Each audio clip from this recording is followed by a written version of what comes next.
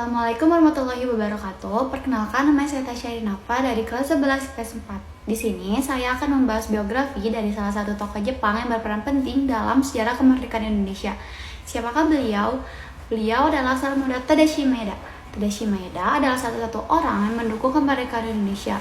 Beliau bahkan meminjamkan rumahnya untuk dijadikan tempat perumusan naskah proklamasi.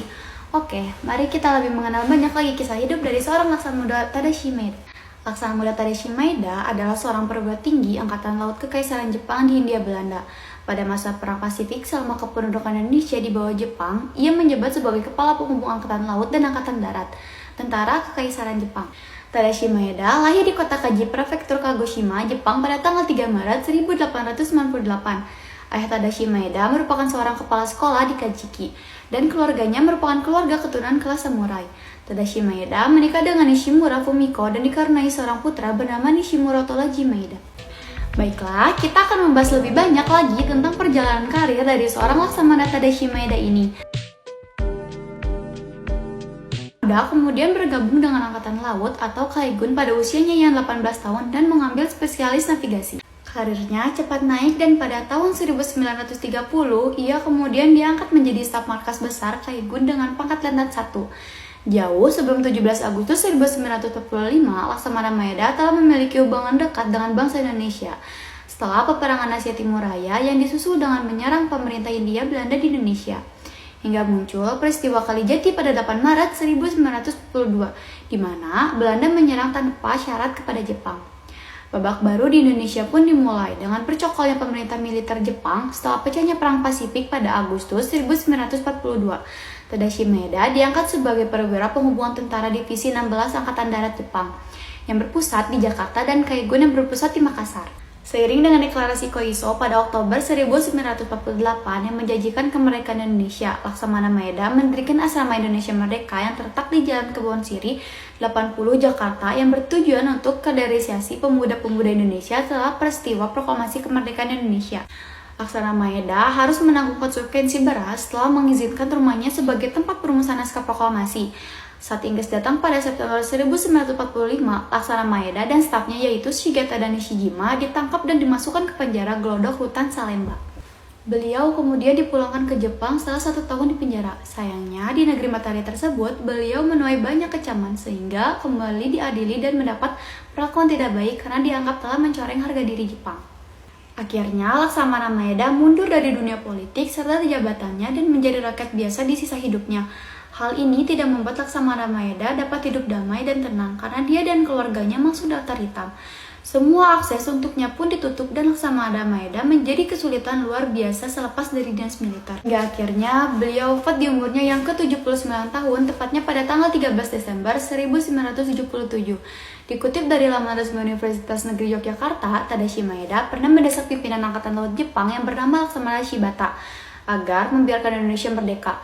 Pasalnya, pada 14 Agustus 1945, Jepang sudah menyerah tanpa syarat kepada sekutu.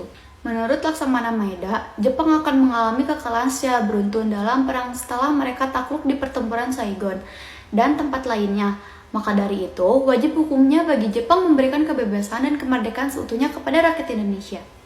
Jadi, ketika terjadinya peristiwa di Rangsa Dengklok, Ahmad Soebarjo memberitahu Laksamana Maeda bahwa PPKI tidak bisa melakukan rapat di kawasan Panjambon karena Soekarno dan Hatta dibawa golongan budak keluar kota.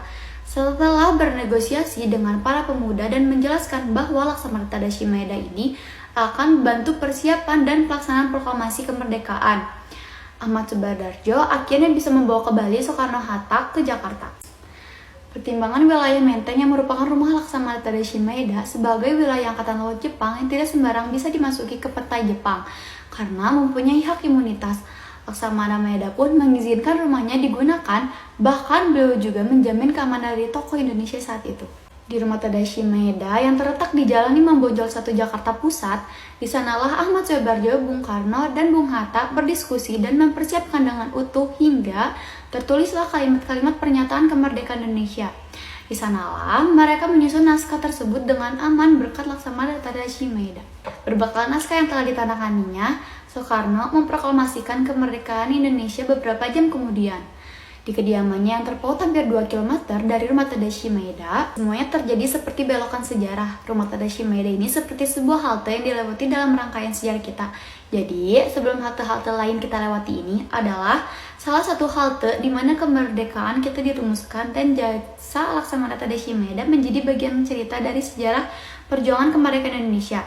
Nah, sungguh amat berjasa sekali bukan seorang Laksamana Tadashi Maeda untuk Indonesia. Jika saat itu peristiwa perumusan tidak dilakukan di kediaman beliau, mungkin rapat perumusan proklamasi ini akan tersiar luas dan akan menjadi propaganda banyak pihak yang ingin menjajah Indonesia lagi. Saya memilih membahas tentang Laksamana Tadashi Maeda ini karena masih banyak dari kita yang hanya tahu bahwa beliau meminjamkan rumahnya hanya untuk dijadikan tempat perumusan naskah proklamasi. Padahal masih banyak cerita-cerita penuh makna darinya yang terbungkus dalam perjuangan rakyat Indonesia untuk merdeka. Tapi sekarang kita sudah lebih banyak tahu kan tentang Laksamana Tadashi Maeda ini, tentang siapa dia, bagaimana kisah hidupnya, dan perannya untuk di Indonesia. Sekian dari penjelasan saya tentang biografi Laksamana Tadashi Maeda. Wassalamualaikum warahmatullahi wabarakatuh.